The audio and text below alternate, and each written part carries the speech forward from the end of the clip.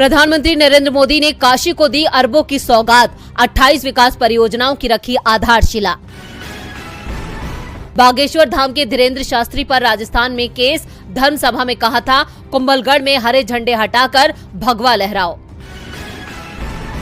विश्व महिला बॉक्सिंग के फाइनल में पहुंची भारत की 4 मुक्केबाज निखत जरीन, लवलीना बोरगोहेन, नीतू घंगास और स्वीटी बुरा ने पदक किए पक्के।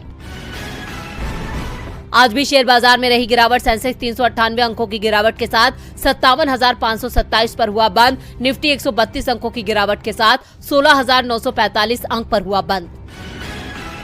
सूरत कोर्ट से राहुल गांधी को सजा और फिर लोकसभा की सदस्यता से अयोग्य घोषित करने का फैसला।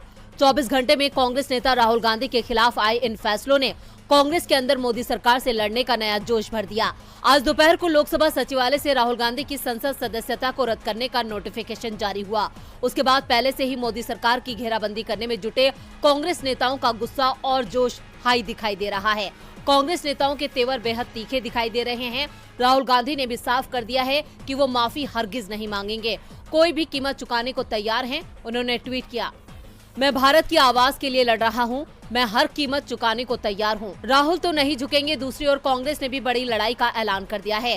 कांग्रेस अध्यक्ष मल्लिकार्जुन खड़गे ने कहा, ये सब इसलिए किया गया ताकि राहुल गांधी संसद में सवाल नहीं कर सके, लेकिन राहुल और कांग्रेस डर कर चुप नहीं रहेंगे। जयराम रमेश ने कहा, हम इस लड़ाई को कानूनी और राजनीतिक रूप से लड़ेंगे। हम ना तो झुकेंगे और ना ही खामोश बैठेंगे। प्रधानमंत्री से जुड़े अडानी महाघोटाले में जेपीसी बनाने के बजाय राहुल गांधी को अयोग्य ठहरा दिया गया। भारतीय लोकतंत्र ओम शांति। पार्टी महासचिव प्रियंका गांधी ने ट्वीट किया, नीरव मोदी घोटाला 14,000 करोड़ रुपए, ललित मोदी घोटाला 425 करोड़ रुपए, मेहुल चौकसी घोटाला 13,500 करोड़ रुपए। जिन लोगों ने देश का पैसा लूटा, भाजपा उनके बचाव में क्यों उतरी है, जांच से क्यों भाग रही है? जो लोग इस पर सवाल उठा रहे हैं उन पर मुकदमे लादे जा सकते हैं। कांग्रेस ने अपने आधिकारिक ट्विटर हैंडल पर कहा, राहुल गांधी की लोकसभा सदस्यता खत्म कर दी गई। वो आपके और इस देश के लिए लगातार सड़क से संसद तक लड़ रहे हैं, लोकतंत्र को बचाने की हर संभव कोशिश कर रहे हैं। हर षड्यंत्र के बावजूद वो ये लड़ाई हर कीमत पर जारी रखेंगे और इस मामले में न्याय संगत कार्रवाई करेंगे। लड़ाई जारी रहेगी। राहुल गांधी की संसद सदस्यता रद्द होने पर पश्चिम बंगाल के मुख्यमंत्री और टीएमसी अध्यक्ष ममता बनर्जी ने तीखी प्रतिक्रिया दी है। उन्होंने कहा कि पीएम मोदी के न्यू इंडिया में बीजेपी के निशाने पर विपक्षी नेता हैं, जबकि कई मामलों के आरोपी बीजेपी नेताओं को मंत्रिमंडल में शामिल किया गया है। विपक्षी नेताओं को उनके भाषणों के लिए अयोग्य ठहराया जाता है। आज हमने अपने संवैधानिक लोकतंत्र के लिए एक नया निम्न स्तर देखा है। राहुल गांधी के साथ हुई नाइंसाफी को लेकर दिल्ली के सीएम अरविंद केजरीवाल ने विधानसभा में कहा, मैं नहीं समझता कि आजाद भारत में कोई 12वीं पास प्रधानमंत्री हुआ है। उनसे सरकार चलती नहीं है। अहंकार उनका 7वें आसमान पर है। सवेरे से शाम तक इसको जेल भेजो, इसकी सदस्यता रद्द करो। सवेरे से शाम तक यही चलता रहता है। जो लोग देश बचाना चाहते हैं वो बीजेपी छोड़ दें। जबकि सपा प्रमुख अखिलेश यादव ने कहा कि आज कांग्रेस के सबसे बड़े नेता की सदस्यता गई है। आज अगर बीजेपी नेताओं पर कार्रवाई हो तो कई बीजेपी नेताओं की सदस्यता चली जाएगी। ये जानबूझकर असली मुद्दों महंगाई और बेरोजगारी से ध्यान हटाना चाहते हैं। उद्धव ठाकरे ने भी राहुल की सदस्यता रद्द करने को लेकर बीजेपी पर निशाना साधा। उन्होंने कहा, चोर को चोर कहना हमारे देश में अपराध हो गया है। चोर अभी भी आजाद है और राहुल गांधी को सजा मिल गई है। ये लोकतंत्र के समाप्त होने के संकेत हैं। ये तानाशाही के अंत की शुरुआत है। अब लड़ाई को उचित दिशा देनी होगी। सीपीएम महासचिव सीताराम येचुरी ने कहा, ये निंदनीय है। विपक्ष के खिलाफ पहले ही ईडी, सीबीआई के घोर दुरुपयोग किया जा रहा है और अब भाजपा विपक्षी नेताओं को निशाना बनाने और उन्हें अयोग्य ठहराने के लिए मानहानि का रास्ता अपना रही है। ऐसे सत्तावादी का विरोध करें और उन्हें हराएं। आरजेडी सांसद मनोज झा ने कहा, कितना विचित्र और निंदनीय है। फिर भी ये मत कहो कि भारत में लोकतंत्र समाप्त हो चुका है।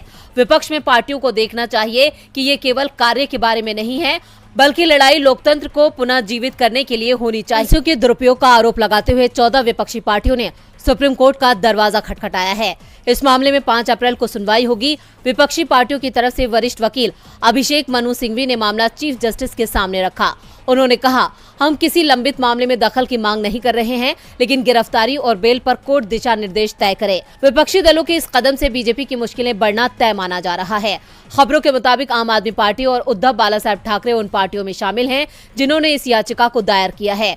वरिष्ठ अधिवक्ता अभिषेक मनु सिंघवी ने भारत के मुख्य न्यायाधीश DY चंद्रचूड़ के सामने याचिका का उल्लेख किया। विपक्षी दलों ने सर्वोच्च अदालत से केंद्रीय जांच एजेंसियों और निचली अदालतों को गिरफ्तारी, रिमांड और जमानत देने के लिए स्पष्ट दिशा निर्देश देने की अपील की है। विपक्षी पार्टियों ने सुप्रीम कोर्ट से ये भी कहा कि बीजेपी में शामिल होने के बाद नेताओं के खिलाफ मामलों को अक्सर बंद कर दिया जाता है या फिर जांच आगे नहीं बढ़ती है। दूसरी ओर बीजेपी ने इन आरोपों का खंडन करते हुए कहा कि एजेंसियां स्वतंत्र रूप से काम करती हैं। सिंघवी ने सुप्रीम कोर्ट से कहा, 95% मामले विपक्षी नेताओं के खिलाफ हैं। हम गिरफ्तारी से पहले और गिरफ्तारी के बाद के दिशा निर्देशों की मांग कर रहे हैं। अखिल भारतीय तृणमूल कांग्रेस, भारतीय कम्युनिस्ट पार्टी मार्क्सवादी, भारतीय communist party, national conference, Janata Dal United, Jharkhand Mukti Morcha, Dravid Munnetra Kazhagam, राष्ट्रीय जनता दल, भारत राष्ट्र समिति, राष्ट्रवादी कांग्रेस पार्टी और समाजवादी पार्टी संयुक्त याचिका दायर करने वाले 14 विपक्षी दलों में शामिल